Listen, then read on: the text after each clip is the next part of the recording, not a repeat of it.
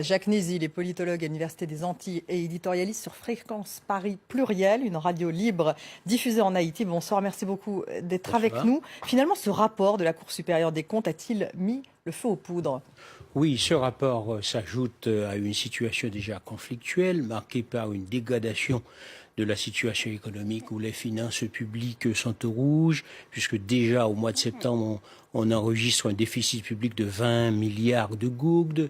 Ajouté à cela, à une dégradation de l'environnement aussi politique qui n'incite pas à la création d'emplois et aussi à la création ou tout au moins à l'entrée des investisseurs dans l'espace économique en vue de la création d'emplois productifs. Alors, cette Cour supérieure, elle épingle une quinzaine d'anciens ministres, de hauts fonctionnaires, ainsi que l'entreprise, enfin l'une des entreprises dirigée à l'époque par Jovenel Moïse, donc l'actuel président. Il serait bénéficiaire de fonds pour un projet de construction d'une route sans signature de contrat. Les accusations sont graves. Oui, on peut dire que cette publication de la Cour des comptes vient, et comme je le dis tout à l'heure, s'ajouter à une situation déjà conflictuelle, entraînée déjà par des signes avant-coureurs, puisqu'il faut le rappeler, les 6, 7 et 8 juillet 2018, suite à l'augmentation du carburant de plus de 50%, les Haïtiens ont protesté et ont exprimé leur colère. Mais là, le fait que justement, il pointe du doigt ce rapport, le président, est-ce que ça rajoute justement? Si, ça rajoute parce qu'il y a un océan de frustration expliquée et par l'incapacité du pouvoir en place à répondre aux attentes, par l'absence aussi de politique publique visant à créer des emplois, à répondre aussi aux attentes. En même temps, ce n'est pas une situation nouvelle en Haïti. Ce n'est pas une situation nouvelle puisque... Dans quelle mesure Jovenel Moïse est-il responsable? Eh bien, la situation, elle s'explique là où Jovenel Moïse a péché. Premièrement, c'est par son incapacité à rompre avec une politique de rente, on peut dire, de pillage et d'organisation de pratiques de criminalisation. Alors qu'il avait fait de la lutte contre la corruption, oui. Je dirais son objectif numéro 1. Oui, et alors là où il a péché, c'est parce que lors de sa visite à Paris en novembre, il a dit « Écoutez, personne ne pourra s'attaquer à ceux qui sont soupçonnés de corruption dans l'affaire du scandale Petro-Caribé ». Et puis il s'est pris à son propre piège, puisqu'il y a eu le rapport des sénateurs, puis il y a eu le rapport aussi de la Cour des comptes. Et cette Cour des comptes est-elle indépendante? Cette Cour des comptes, on peut dire qu'elle est indépendante dans la mesure où cela a surpris tout le monde, puisque même le président de la République a été épinglé par ce rapport. On s'y attendait pas. Mais il y a aussi l'ensemble des présidents qui ont dirigé Haïti de 2006 à 2018, et tous ces présidents doivent rendre des comptes en ce qui concerne l'usage de ces fonds. Et ce n'est pas ce qui se passe justement en Haïti. Qui manifeste en Haïti? Sont tous les Haïtiens confondus? En Haïti, on peut dire qu'il y a un ras-le-bol marqué par l'incapacité du président à répondre aux attentes de la population, et ras-le-bol aussi entraîné par l'absence d'un climat de paix propice à la création d'investissements. Et ce climat de paix, on peut l'imputer aussi, cette absence de climat de paix, à la lutte pour le pouvoir entre les différents protagonistes, parce qu'il faut le rappeler, Haïti a connu de 1986 jusqu'à aujourd'hui 8 présidents provisoires, un ensemble de coups d'État, et puis ensuite... Et étant donné que Jovenel Moïse, lui, il a promis de tout transformer, de tout changer, mais sauf que...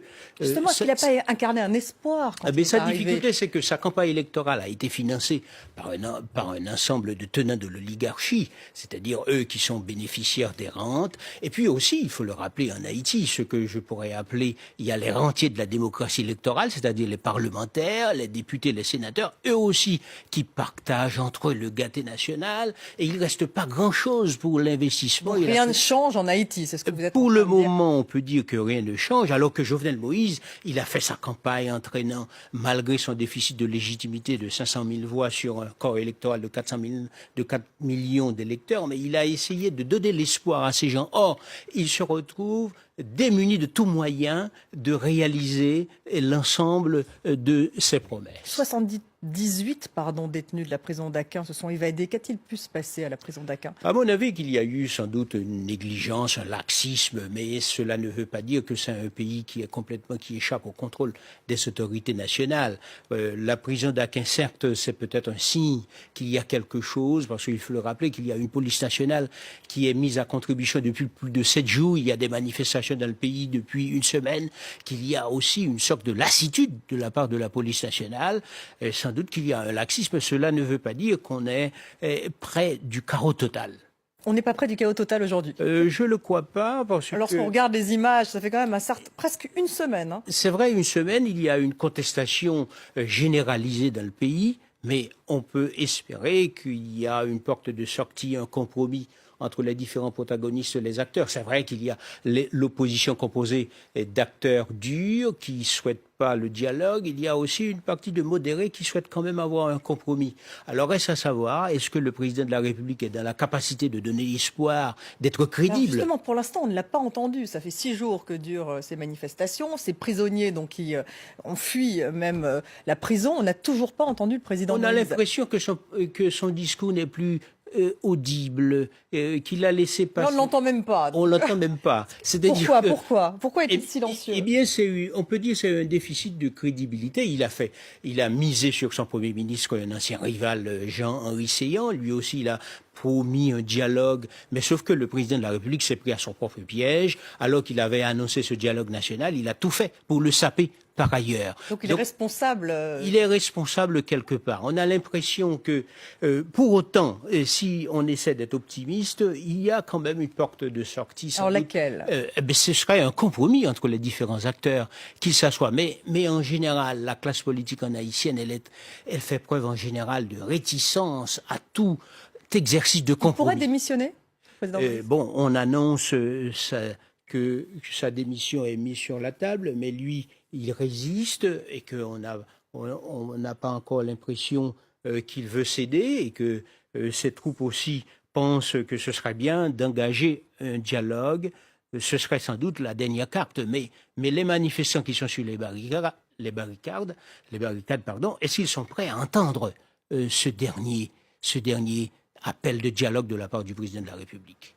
Le département d'État américain a ordonné hier à tous les enfants du personnel diplomatique américain de l'ambassade de quitter le territoire. Donc les États-Unis prennent cette crise très au sérieux. Oui, parce qu'en Haïti, vous savez, certes, c'est un pays indépendant, mais depuis quelques années, cette souveraineté est mise entre parenthèses, mise en veilleuse, notamment depuis 2004, avec l'arrivée des troupes des Nations Unies.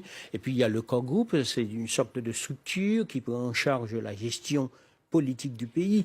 Alors on suit de très près la réaction du Corps Group qui cette semaine a émis un communiqué dans lequel le Corps Group a indiqué qu'il faudrait faire confiance aux élections. Mais le Corps Group, il faut se méfier parce que la situation évolue très rapidement et qu'on a l'impression que les manifestants n'entendent pas le discours du Corps Group. Il faut trouver soit un accord très rapidement ou sans doute ce serait vers la démission du président de la République qui prévoit la mise en œuvre de l'article 149. C'est une possibilité. C'est une possibilité, mais son camp évoque sans doute par optimisme qu'il y aurait possibilité d'ouvrir un dialogue avec les différents secteurs, l'opposition de l'aile dure qui refuse tout dialogue et qui... Il reste un espoir de dialogue. Il reste un espoir de dialogue qui reste assez mince puisque l'opposition composée des tenants assez durs ne veut pas participer à ce dialogue, mais on espère. La situation est bloquée pour l'instant, en tout cas c'est ce que vous dites. C'est une situation assez bloquée, mais faisons confiance aux acteurs parce qu'en Haïti, assez souvent, c'est pas la première fois que Haïti connaît ce type de situation et que les acteurs locaux arrivent, évidemment, avec le soutien de la communauté internationale, parvenir à des solutions de compromis. Plus de la moitié de la population haïtienne a moins de 25 ans, mais cette jeunesse est quasi absente de la sphère du pouvoir et du marché de l'emploi. Oui, cette jeunesse d'ailleurs, elle n'a plus espoir dans ce pays, puisque la grande majorité part au Chili, au Brésil. Bon, tout le rêve, c'est de partir aux États-Unis, mais il n'y a pas moyen de partir tous. Alors, certains partent de façon au Chili, au Brésil d'ailleurs. Le Chili a facilité l'expulsion de certains. Donc c'est une jeunesse qui est complètement désemparée, qui n'a plus d'espoir.